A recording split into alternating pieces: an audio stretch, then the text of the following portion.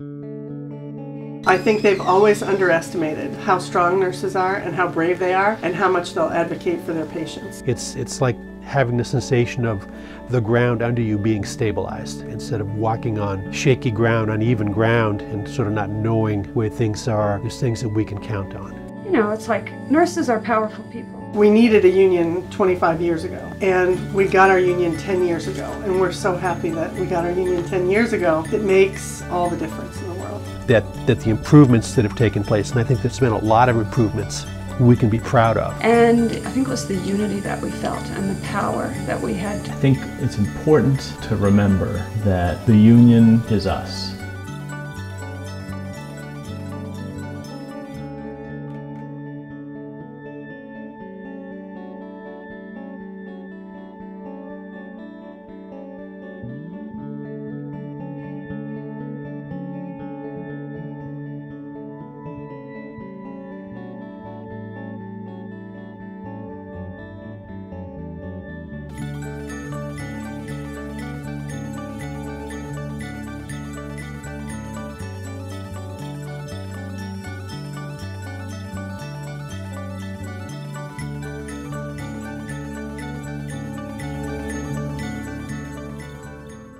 So before the union, especially on the night shift, you saw 1 nurse to 10 patients, very few support staff, very few respiratory therapists.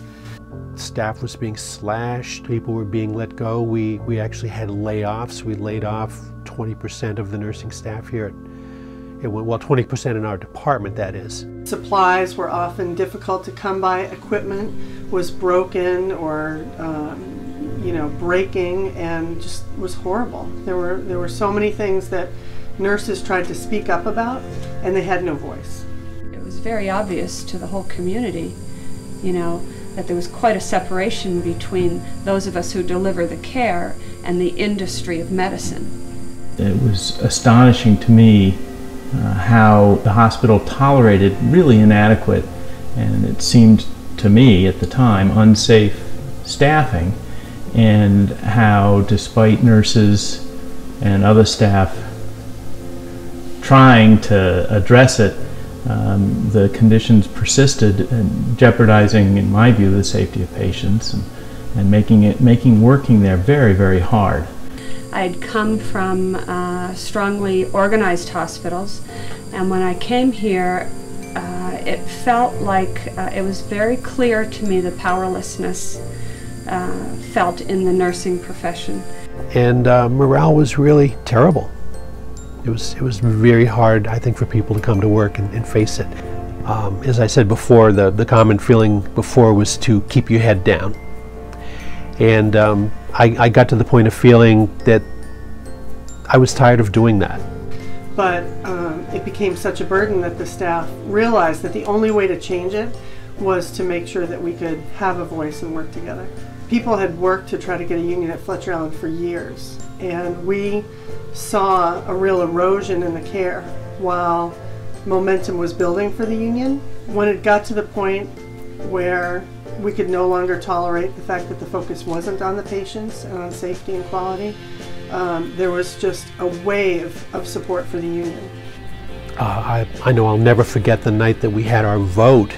As the votes were being counted, there were so many votes. And it passed by a margin of 2 to 1, and I think that the picture on the newsletter that went out pretty much says it all. I remember skipping in the parking lot when with another adult employee because we had worked so long, so hard, and we had finally joined our powers together, and we knew it, and we just got stronger for it. Working conditions are 200% better, I would say, since we voted yes for our union. What that satisfaction feels like, that you're not continually fighting just to stay even, but you feel like at a point your staffing is better than it's ever been. You see your pay and your benefits keep pace with inflation. You feel like you're making progress that way, and just to feel some sense of security.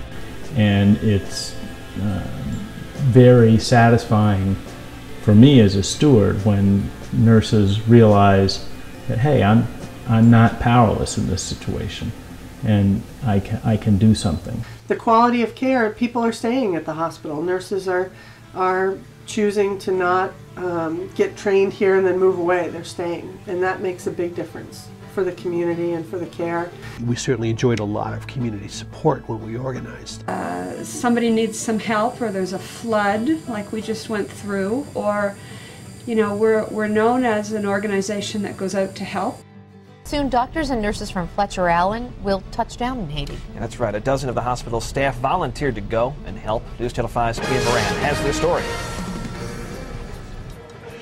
Hey, if I can't see you, you can't see me. At the Burlington Airport, a dozen members of Fletcher Allen's Nurses Union said goodbye to friends and family before embarking on a 2-week trip to help earthquake victims in Haiti. What we do best is work with the unexpected, and we're well trained to do that. All in an effort to help heal a devastated country.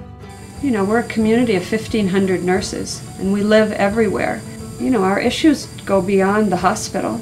So it's so funny to think about nurses in the State House, because nurses are great in the hospital. You know, that's our territory. We know it well, and we work hard to make people feel comfortable and feel safe in the hospital.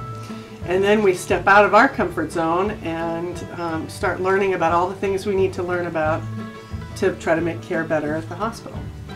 And luckily, we're part of a great national union that fights for quality all the time. So we had great examples around the country to help us see what we could fight for in Vermont. And so we brought nurses to the State House. And people in the State House seemed to really enjoy having us there. We definitely knew what we were talking about when it came to safety and quality, and they listened. Well, one of the first bills that we helped to pass was whistleblower protection. Yeah, we were really proud to have passed a whistleblower bill. By fighting for whistleblower protection, we are able to fight for safety and quality for all people in the state. Well, we are starting on this healthcare reform process. There are so many more staff at Fletcher Allen who understand the impact of people not having health care, because we see them when they come into the hospital and they're so much sicker.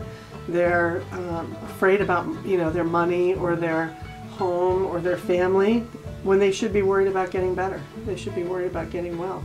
And I think nurses and the union are uniquely situated where the rubber meets the road to be the voices for patients and for the people caring for patients, to assure that going forward we have a system that respects their needs.